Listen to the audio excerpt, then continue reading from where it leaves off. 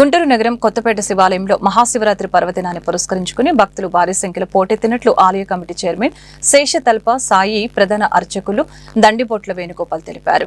శివనామ స్మరణతో భక్తి పారవస్యాలతో ఆలయానికి వస్తున్న భక్తులకు ఎటువంటి అసౌకర్యం కలగకుండా కమిటీ మెంబర్లు మరియు అధికారుల సహాయంతో పటిష్టమైన ఏర్పాట్లను చేసినట్లు వారు తెలిపారు. ఈ కార్యక్రమంలో ఆలయ కార్యనిర్వహణ అధికారి వీరారెడ్డి, కమిటీ మెంబర్లు అనిల్ తదితరులు పాల్గొన్నారు. శివరాత్రి మహాపర్వదినాన్ని పురస్కరించుకొని నగర ప్రజలందరికీ అలాగే భక్త మహాశైలందరికీ కూడా కొత్తపేట శివాలయం పాలక మండలి తరఫున అలానే మా ఎండోమెంట్ స్టాఫ్ తరఫున మా దేవస్థానం అర్చకుల తరఫున కూడా అందరికీ శుభాకాంక్షలు తెలియజేస్తున్నామండి. ఈ యొక్క శివరాత్రి పర్వదినాన్ని పురస్కరించుకొని భక్తులందరూ కూడా ఏ విధమైన ఇబ్బంది లేకుండా క్యూ లైన్లు ఏర్పాటు చేసి చక్కగా దర్శన భాగ్యం కల్పిస్తున్నామండి. అదేవిధంగా దర్శనానంతరం తీర్థప్రసాదాలు, తర్వాత వాటర్ కానివ్వండి, తర్వాత మజ్జిగ కానివ్వండి పంపిణీ కూడా జరుగుతుందండి. భక్తులకి ఏ విధమైన అసౌకర్యం కలగకుండా ఈ యొక్క ఏర్పాట్లు చేసామండి. మా యొక్క పాలక మండలి కానివ్వండి, మన ఎండోమెంట్ డిపార్ట్మెంట్ కానీ చక్కగా చేశారండి. ఇంకొక విషయం ఏంటంటే, ముఖ్యంగా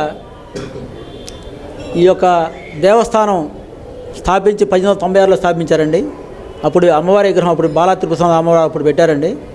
అది కొంచెం కాలక్రమేణా అప్పుడు ఏ రాయి పెట్టారేదో మొత్తానికి కొంచెం కాలక్రమేణా కొంచెం డ్యామేజ్ అయిందండి లైట్గా.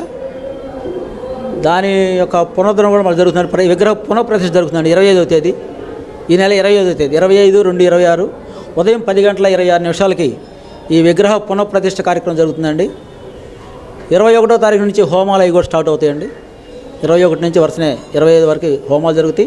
10:26 విగ్రహ పునఃప్రతిష్ఠ జరుగుతుంది. ఆ తర్వాత కళ్యాణం జరుగుతుందండి. అదేవిధంగా అదే రోజు 12 గంటలకి గొప్ప అన్నదాన కార్యక్రమం కూడా జరుగుతుందండి.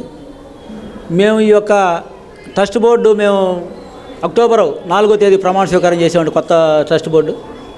అప్పటి నుంచి కూడా మేము మా యొక్క శాయశక్తుల ఇక్కడ ఈ యొక్క దేవస్థానం 3:00కల్లా గుడి ఓపెన్ చేసామండి. అక్కడి నుంచి స్వామివారికి ధూపదీప అభిషేకాలన్నీ జరుగుతున్నాయండి.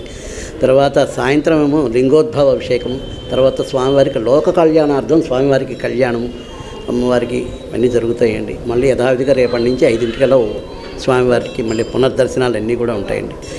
ఈరోజు విశేష కార్యక్రమం.